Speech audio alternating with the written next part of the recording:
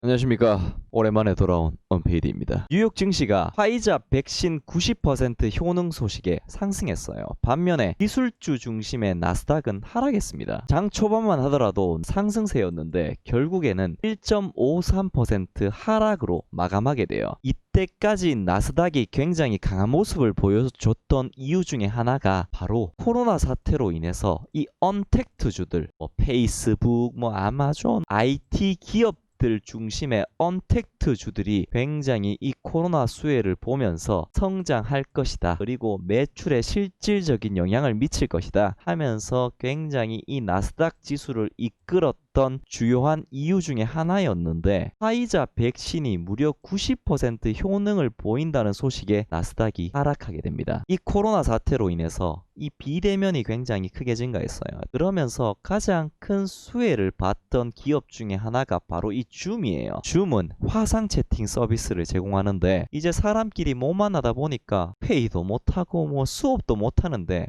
하긴 해야 되죠. 그러다 보니까 이 화상 채팅 서비스를 제공하는 줌을 이용해서 회의나 또는 수업을 진행하게 된 겁니다. 실제 코로나 사태가 전 세계적으로 유행하게 되자 이 줌에 대한 관심도가 폭발적으로 증가했고, 그리고 이 줌에 대한 관심이 꾸준하게 이어지고 있어요. 물론 이때보다 관심도가 떨어지긴 했지만 이 관심도가 꾸준하게 유지된다는 것은 이용자가 누적적으로 증가한다는 겁니다. 계속해서 누적적으로 쌓여간다는 거죠. 이러한 기대감 덕분에 실제 줌의 주가 역시 이 코로나 사태 이후로 폭발적으로 증가했습니다. 하지만 이 화이자에서 무려 90% 효능을 보인다는 백신 소식이 나오자마자 무려 주가가 17%나 빠지게 됩니다. 그럼에도 불구하고 시가총액이 무려 130조 원입니다. 그러면 실제로 이 줌이 이렇게 관심도가 증가하고 주가가 증가했는데 실적도 좋게 나왔느냐? 작년 대비해서 무려 매출액이 5배 가까이 증가했어요. 그리고 영업이익은 80배 이상 증가하게 됩니다. 작년 대비해서. 이러한 플랫폼 기업들의 특징이 바로 한번 자리만 깔아놓으면 매출액의 증가 속도보다 이 영업이익의 증가 속도가 더 빨라진다는 거예요. 이러한 특징을 굉장히 잘 보여준 기업이 바로 줌이었습니다. 하지만 코로나 백신의 효능이 무려 90%라는 소식이 전해지자 하루 만에 주가가 17%나 빠지게 됩니다. 반면에 지금까지 코로나로 인해서 이 죽쓰고 있던 업체가 있죠. 바로 그 중에 하나가 보잉입니다. 보잉은 전 세계적으로 비행기가 안 돌아다니다 보니까 비행기가 안 팔리죠. 그러다 보니까 주가가 큰 폭으로 떨어졌어요. 하지만 이제 백신이 나오게 되면 다시 정상적인 생활로 돌아가면서 비행기도 팔릴 것이다 라는 기대감 덕에 주가가 하루 만에 13%나 오르게 됩니다. 미국 3대 항공사 중 하나인 아메리칸 에어라인 역시 주가가 하루 만에 15%나 증가하게 됩니다. 화이자 역시 이제 백신을 팔면 엄청나게 돈을 벌 것이다, 이러한 기대감 덕분에 무려 시가총액이 200조 원을 넘음에도 불구하고 하루 만에 장중에는 15%나 주가가 상승했어요. 결국에는 7%나 주가가 상승하게 됩니다. 우리나라의 대표적인 항공업체인 대한항공 역시 이제 정상적으로 돌아갈 수 있다라는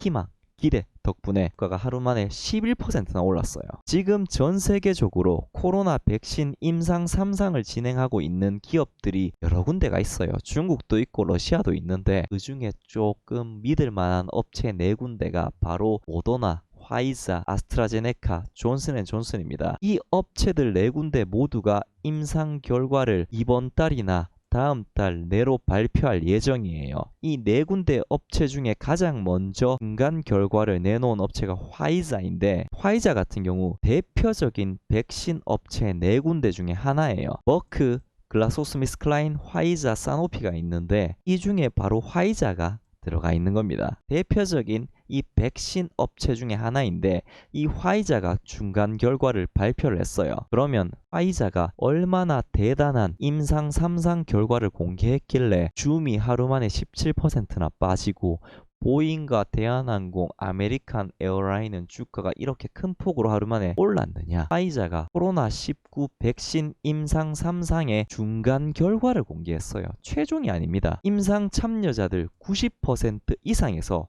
예방 효과를 확인했다고 합니다.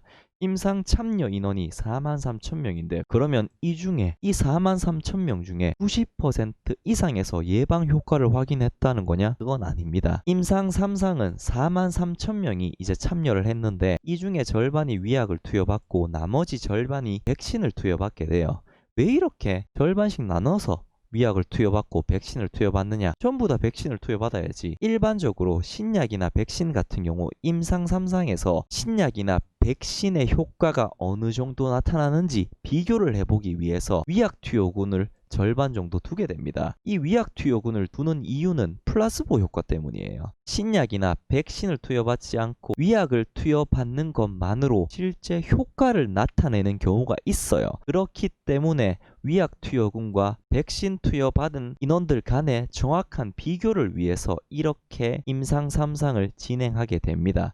그러면 화이자의 임상 3상 중간 결과 이거는 어떤 거냐? 43,000명 중에 94건의 코로나 확진 사례를 확보를 했어요. 그러니까 이건 무슨 말이냐? 43,000명은 실제로 이 임상에 참여하기 전에는 코로나에 감염되지 않은 사람들로만 선별을 해서 임상에 참여시켰습니다. 그런데 임상 참여를 하고 난 뒤 위약을 받든 백신을 투여를 받든 94명이 코로나19에 확진이 된 거예요. 이 임상을 진행하는 기간 동안에 이제 코로나에 확진이 된 건데 이 94명의 확진자 중에 백신을 맞고도 코로나19에 감염된 사례는 10% 미만이고 90% 이상이 위약을 투여한 실험군에서 발생했다는 거예요. 이 결과로 90% 효능을 보인다는 이제 기사가 나온 겁니다. 물론 이 백신이 굉장히 효과적이냐? 객관적인 데이터로서는 굉장히 적어요. 94명은. 어쨌든 간에 이 94명 중에 이제 10% 미만은 백신을 맞고도 확진이 됐다는 거고 이제 90% 이상이 위약을 맞고 코로나에 걸렸다는 것만으로 90% 효능을 보였다는 건데 비록 중간 결과이긴 하지만 독감 백신 같은 경우 감염 위험을 40%, 60% 낮춰준다는 것에 비춰봤을 때 이 90% 이상의 효과는 굉장히 의미가 있다는 거예요. 굉장히 유명한 분이 한 분 있죠. 전염병 연구소 소장인 파우치 소장이 50%에서 60% 정도만 효과를 보여도 굉장히 효과적인 백신이라고 봤는데 무려 90% 이상이 나왔다니까 어쨌든 굉장히 고무적인 결과다라고 시장에서 보는 것 같습니다. 이제 FDA 긴급 사용 허가 제출은 안정성 확인이 지난 11월 셋째 주로 예정하고 있어요. 만약 이러한 긴급 사용 허가가 내려질 경우 올해에 5천만 개, 21년에는 13억 개의 백신을 화이자에서 생산할 계획입니다. 화이자는 백신 사업에서 매출액을 일으키고 있는데 전체 매출액에서 백신 사업에서 나오는 매출액은 15% 정도밖에 되지 않아요. 백신 사업에서 굉장히 안정적인 매출액을 거두고 있는데 이 중에서 폐렴구균 백신이 이 전체 백신 사업부 매출에서 90%를 차지하면서 절대적인 비중을 차지하고 있어요. 사실상 이 백신이 없으면 백신 매출액의 90%가 줄어든다는 거죠. 그러면 이 코로나19 백신이 출시가 된다면 과연 어느 정도의 매출액을 기대할 수 있느냐? 아직 정확하게 코로나 백신 가격이 정해진 건 아니지만 이때까지 나온 기사들을 종합해 볼 때 화이자는 대략 미국에서 39달러 뭐 한 45,000원 정도 되겠죠. 해외에서는 뭐 대략 한 5만원 정도 더 비싸게 한다 예상한다면 5만원 정도에 출시한다고 가정을 해보면 만약 4만원에 백신을 출시하게 되면 13억 개의 내년에 백신을 생산하면 52조 원의 매출액을 일으킬 수 있을 것으로 보고 있습니다. 화이자 백신 같은 경우 2번 맞아야 돼요.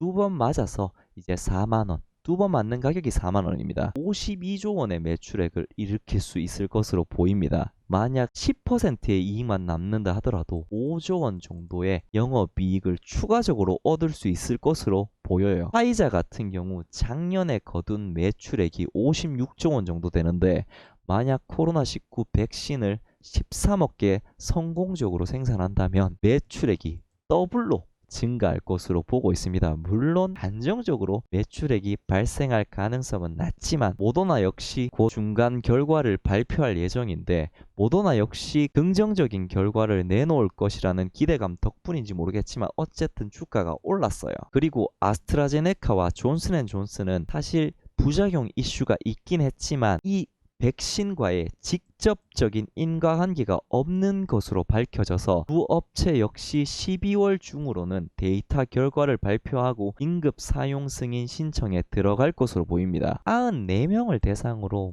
중간 결과를 발표했기 때문에 사실 별로 의미가 없다고 보입니다. 그럼에도 불구하고 이 코로나 백신이 나오게 된다면 이제 더 이상 줌과 같은 업체들은 더 이상 코로나 수혜를 받을 수 없을 것이라는 투자자들의 생각 때문인지 주가가 큰 폭으로 하락했어요. 장기 안전성, 백신을 맞고도 몇 년간 부작용이 없다. 그리고 백신을 맞고 실제 체내의 중화 항체가 어느 정도 지속되는지 살펴봐야 될 것 같아요.